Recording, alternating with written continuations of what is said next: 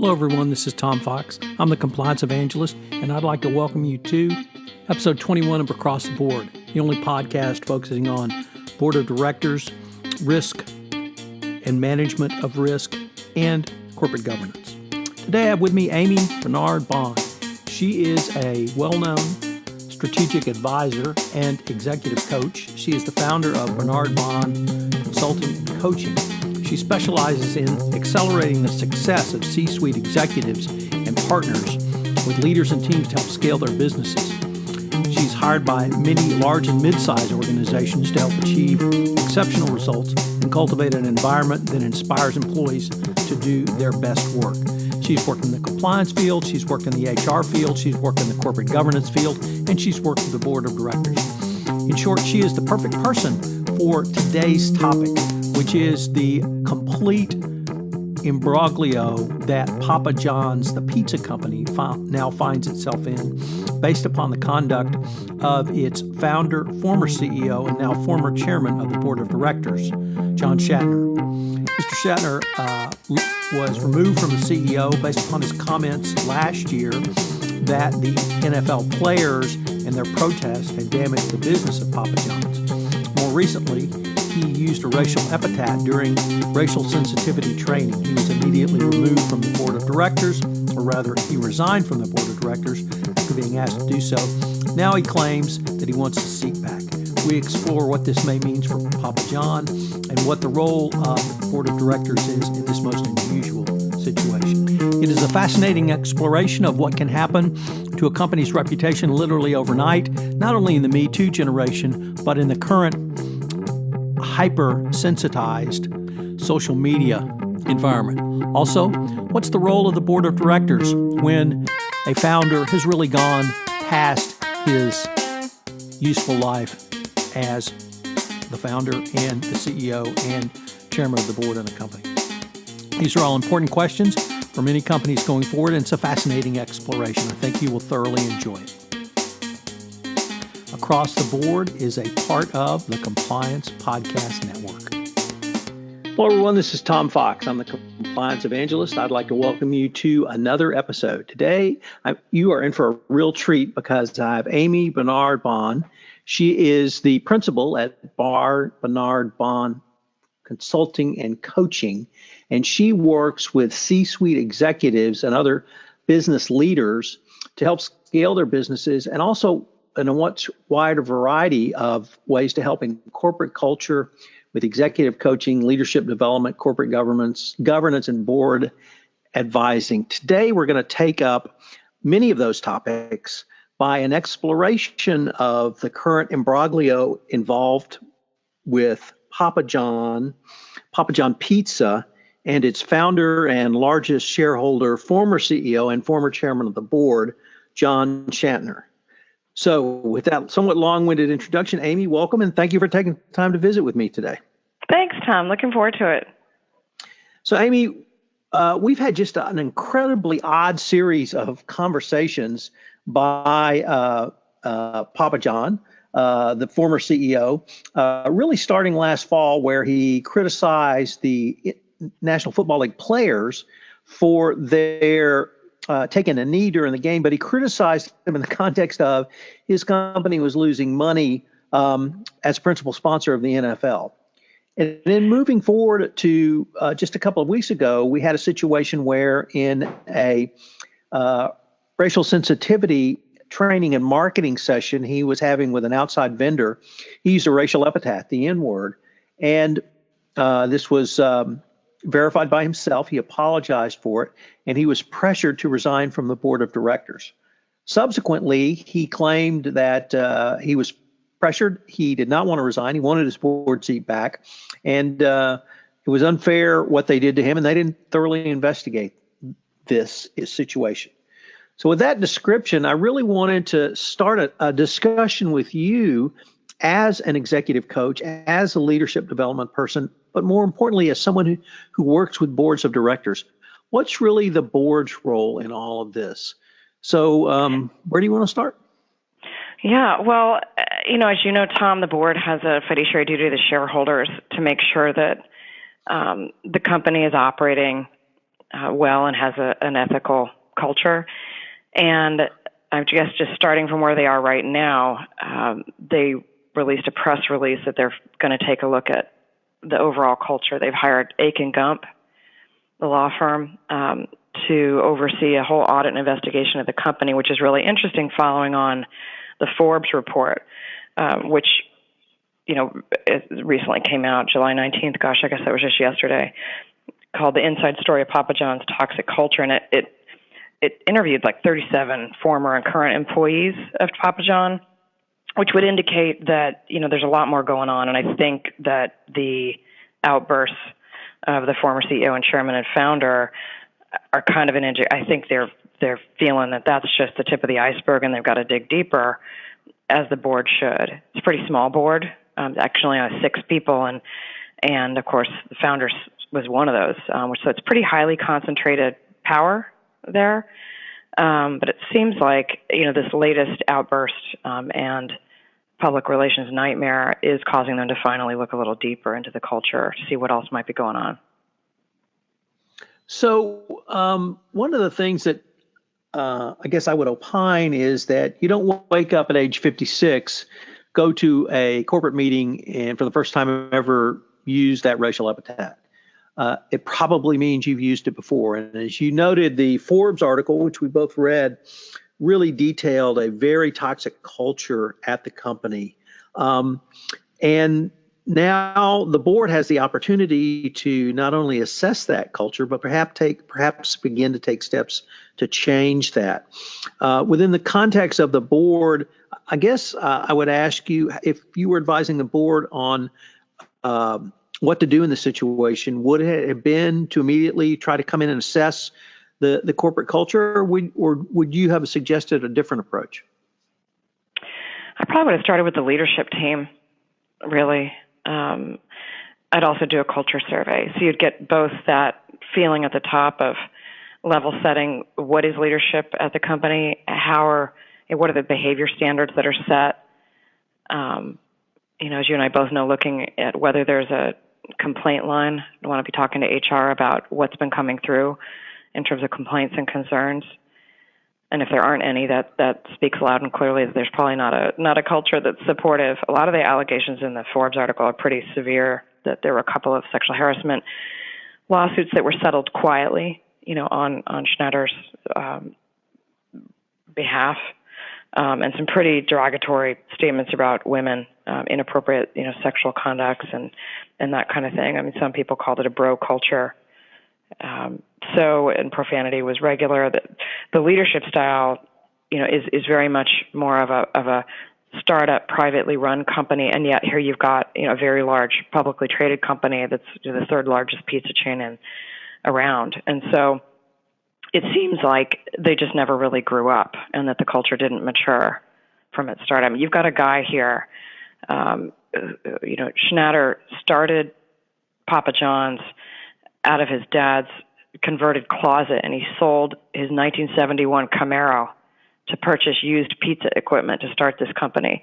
So if you think about that, and the fact that he is where he is now, he's put himself all over the company brand, insisting being the face of the company. It's interesting just to think about how, either the board didn't have the control or didn't feel they had the authority to kind of step in and help grow up the company better. So what does the company do? What does a board do if the former CEO and former chairman of the board does move forward in a very public way and disputes either his resignation or even the right for them to accept his resignation? I mean, I don't think that kind of public spat, whether it's in the form of dueling press releases or a lawsuit, benefits the company. How can a board begin to diffuse that type of crisis? Yeah, it's tough. There's no quick fix here, I don't think. The public, and shareholders have voted with the 16% increase in shares that started on Thursday, which is the largest increase in value for Papa John's in 6 years. So investors, very clearly sent a signal that they would prefer him out. That's challenging, given He's still a founder, was on the board, is apparently going to fight to try to claw that back, and is a 30% share owner. So I would think there's going to be some significant behind-the-scenes negotiation and legal discussions around this. It's just not going to be clean, Tom. So you've talked about working with the leadership team. You've talked about the assessment that they brought in the outside firm of Aiken Gump to do. With the information that we've had, or we've both been able to review, rather, in the Forbes report, how does a board then begin the long journey of changing a corporate culture? Is it as basic as, sit down in focus groups or small groups, or something else? Well, number one, they've got to have the right people at the top. There's another concern around the current president, who's an old-time colleague of Schnatter's, Steve Ritchie. He was a COO for a long time, I believe, was his title, and they brought him in as president. But he apparently, really responds to and emulates Schnatter. So, frankly, I would imagine that any true overhaul of the company and the culture needs to also involve exiting him. That would also send a signal to employees that they're really serious about making a change.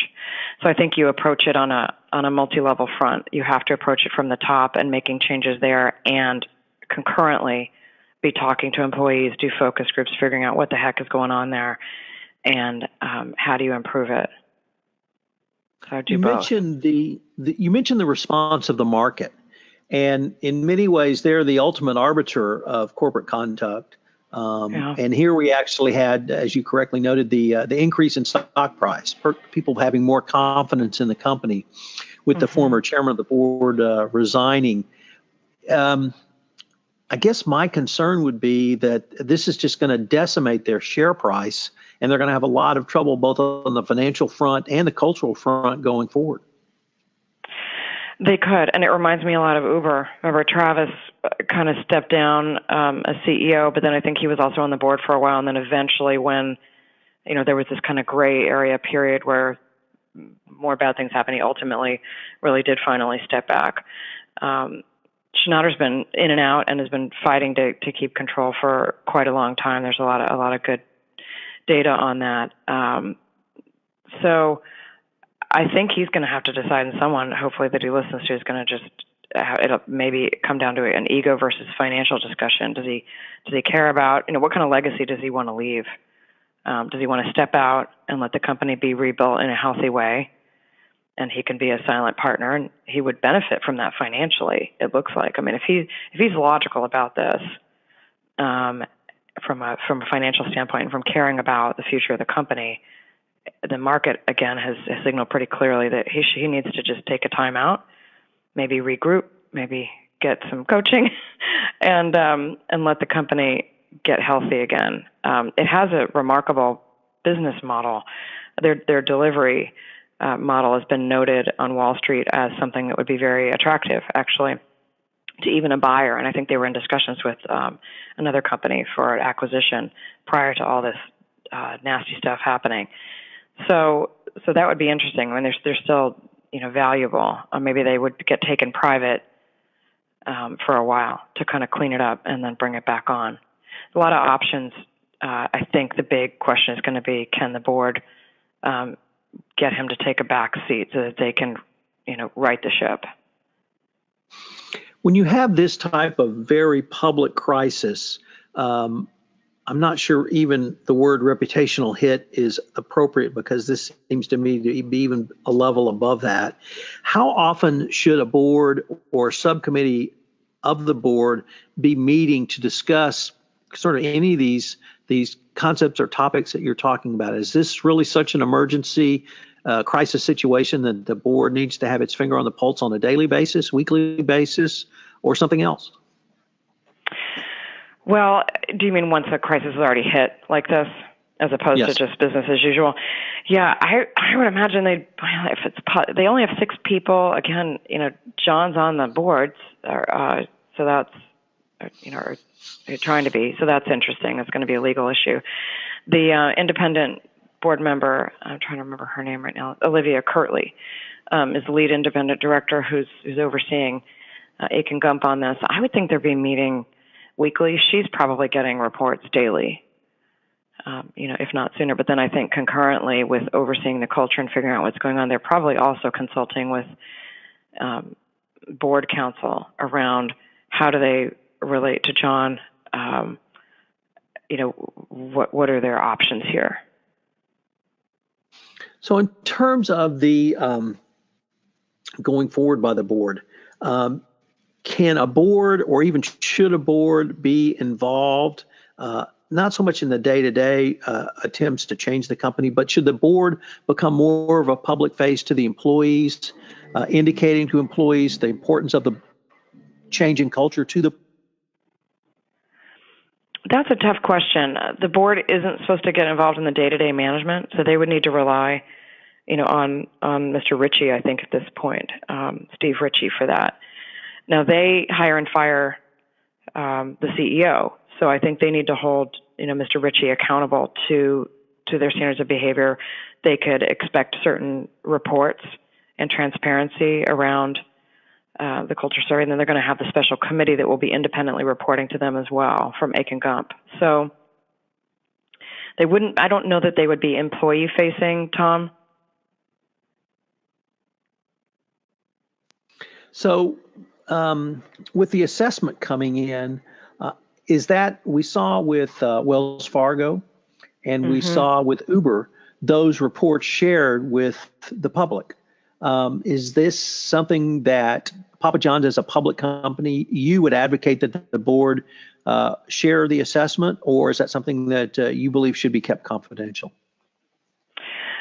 That's a great question. I think that something should be shared. That would do a lot to help begin the rehabilitation of the company. Again, I think alongside the new structure and management, hopefully, and a sign that the right leadership is in place to start righting the ship there. I think it depends on what they find. It would be interesting to see what's going on, and they may have to really. I would imagine that looking at this culture survey, they're going to have some specific investigations that are going to have to go on based on what was in the Forbes report. So they'd probably be able to share some, but not all, because I'm not clear that they had an effective investigations or workplace reporting process in place, Tom. So as you and I both know, there may be a lot of stuff that wasn't handled properly or wasn't fully investigated or was swept under the rug. And that's going to be a pretty detailed cleanup, if that's true. So some of the scandals that we've talked about, other than Papa John's, you mentioned Uber, I cited to Wells Fargo. This scandal really is turning on, the immediate point was the racial epithet. And if we go back to the attack on the NFL players as well, when you have a scandal that the flashpoint is a racial use of a racial epithet, is it appropriate to try to reach out to the minority community to perhaps bring a more sensitive minority member to the board, or other kind of targeted response, or really is this more a traditional corporate governance issue, and the types of things that you have talked about you would advocate the board engage? That's interesting. And when I read the detailed report, what really hit the news certainly is the NFL and the question of whether they're insensitive or even racist has come up. Schnatter really got nailed for the NFL comment when there's a social media went viral because, as you may know, when he made that comment, the neo-Nazis showed up and supported. White supremacy groups actually supported John's comments, criticizing the NFL take a knee, and so they really had to try to backpedal and distance and saying, we're not trying to support neo-Nazism. And there was a a pizza with a swastika made of pepperoni that made a meme around the social media circle. So that's really made his comments in this apparently media sensitivity training where he really botched it at a minimum. Focus on race. But when I look at the Forbes report, there's a lot about gender in there too, Tom. There's stuff about supposedly men commenting on whether women would join a gangbang. So I don't see this as just a race issue. This seems like, as again, some of these employees said, that it was a bro culture. Right. And it may just be that the flashpoint for what he happened to say, publicly happened to be about race. But I look at it and it looks like it's a lot more than just that. No, I absolutely agree with that point. The Forbes article was just, I thought, incredibly troubling on both the comments that were made to women, comments were made about women, and the retaliatory actions taken against those who tried to change the culture. Mm-hmm. That article would seem to me to invite at least investigative scrutiny by federal regulators. If that occurs and you overlay yet another level of complexity, how does the board deal with that in the context of this obviously very public fight going forward? Yeah, you've got to have a multi-tiered approach. You've got to, number one, assess, again, I think, can you excuse John from all decision-making at this point, and how do you handle him as a 30% shareholder? Number two, how are you going to follow up on all these issues and make sure that they're locked down appropriately? And that's part of what Aiken Gump, I assume, is going to do a deep dive and then give them a project plan, and you just start knocking through it. And then the bigger so you need to handle, what's the hurt that's happened, and how do we fix it, and how do we stop that, any ongoing hurt, which is, I think, replacing leadership and putting better protocols and infrastructure in place, good ethics and compliance infrastructure. And then, third, there's got to be some sensitivity training. So, I would imagine Starbucks did a pretty great, this is a great example of how Starbucks reacted quickly, I think had an appropriate response, and they haven't gotten hit too hard because I think the public opinion has been, okay, they responded appropriately to their crisis. Whereas, it'll be interesting to see what Papa John's does. But to your point, sharing a report, sharing some information, showing that they're looking under the rug, that new people are in charge, and that it's going to be different going forward. That's what I would be looking for them to do. Well, Amii, unfortunately, we're near the end of our time. I've been visiting today with Amii Barnard-Bahn. She is a strategic advisor and executive coach in a wide variety of areas in leadership development and corporate governance. She's in the Bay Area. And Amii, I was wondering if anyone wanted to follow up with you on any of the points we've talked about today. Could they do so? And if so, how would they do it? Oh, great. Thanks, Tom. Yeah, I'd be happy for people to contact me. You can go to my website at www.barnardbahn.com. So, Amii, this is a story that I'm sure we will be following with greater interest over the next few months. So I look forward to continuing the conversation. Me too, Tom. Thank you. Hello, everyone. This is Tom Fox again. I'd like to thank you for listening to this episode of Across the Board. If you have any questions on this episode, you can email me at tfox@tfoxlaw.com. I hope you will join us again in a couple of weeks when I put up another episode of Across the Board, the only podcast focusing on the board of directors, strategic use of risk and risk management, and corporate governance. Across the Board is a part of the Compliance Podcast Network.